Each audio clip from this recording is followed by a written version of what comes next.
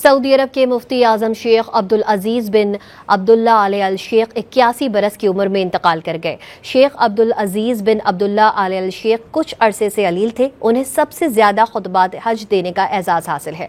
Saudi मुफ्ती आजम उलमाए council के अमीर भी रहे। अरब मीडिया के मुताबिक उनकी नमाज जनाजा आज रियाद की इमाम तुर्की बिन अब्दुल्ला मस्जिद में अदा की जाएगी। सऊदी अरब के मुफ्ती आजम शेख अब्दुल अजीज़ बिन अब्दुल्ला अल शेख 81 बरस की उम्र में इंतकाल कर गए। शेख अब्दुल अजीज़ बिन अब्दुल्ला अल शेख कुछ अरसे से अलील थे। उन्हें सबसे ज्यादा खुतबात हज देने का एजाज हासिल है। सऊदी मुफ्ती आजम उलमाए कौंसिल के अमीर भी रहे। अरब मीडिया के मुताबिक उनकी नमाज जनाजा आज रियाद की इमाम तुर्की बिन अब्दुल्ला मस्जिद में अदा की जाएगी।